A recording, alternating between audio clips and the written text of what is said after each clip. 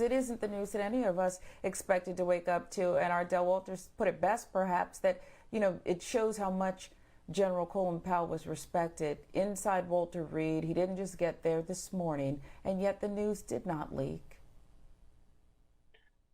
I'm thinking about the time I served because I served for 21 years and I was under his control, especially when it comes to his position. To think of a man who looked like me being in a position of authority, specifically as chairman of the Joint Chiefs and then Secretary of State, and then to wake up and hear he's already passed away, I am absolutely speechless. Yeah, He was yeah. the what I what I consider the standard of what a man should be, specifically as a diplomat, but more so as a soldier.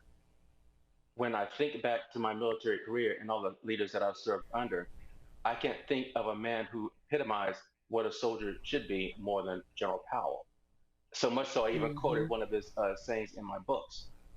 And I think that we as a society, and especially as military and former military members, we have to look back at the example that he set for us and also exemplify what it means to be one, a man, but more specifically, a black man and a military soldier serving his country.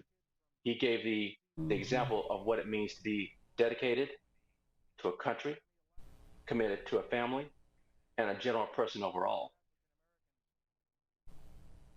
He was in so many positions that were tricky, that were tough, that were pressure filled.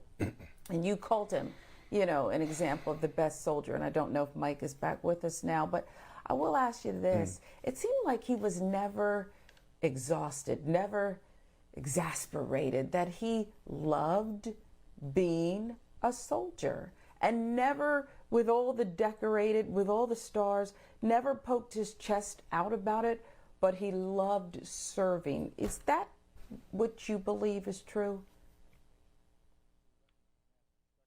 For me, the greatest thing a man can do is serve his country. Now, General Powell had a lot of responsibilities. We're talking about dealing with an entire nation. But I think what we see on camera is not the full picture. He may have been tired, exhausted, especially with all the level of responsibilities that he had. But when he's in front of people, he lets them know that anything is Mm-hmm. possible because he was the example of it. No matter how desperate the situation, no matter how complicated things may be, you have the ability to act and take the opportunity to make a difference. And being a soldier was the example of that difference he made. Doesn't that exemplify leadership, though? Sometimes when you're at your most tired, you never show it because you got to show how strong. You got to be out front. You got to lead. And this is what he did. But I think another thing, Terry, that made him so special is, Dell touched on a little bit, is that he was also humble and would admit when he was wrong, like he did when it came to the Desert Storm. Um, that's something that's rare that you see in Washington, D.C., and not only in the military ranks, but just in politics in general. And I talk about the level of respect that he had from both sides. Can you speak on the respect factor that you saw others have from him, not only from yourself, but from other members of the military and just people in the community in general? I think you hit it on the head.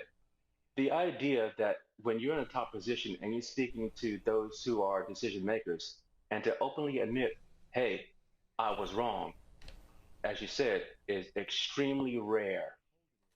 And because he's willing to admit where the errors were and take responsibility for it, that in itself garners respect. You can't be a leader and not know where your shortcomings are, and more importantly, Mm-hmm. not be willing to take responsibility for it. That that doesn't show leadership. That shows an individual who is one incapable of taking responsibility, and also demonstrates that you are not the leader that you're supposed to be. And why should, as a result, why should I follow you if you're unwilling to admit your own mistakes?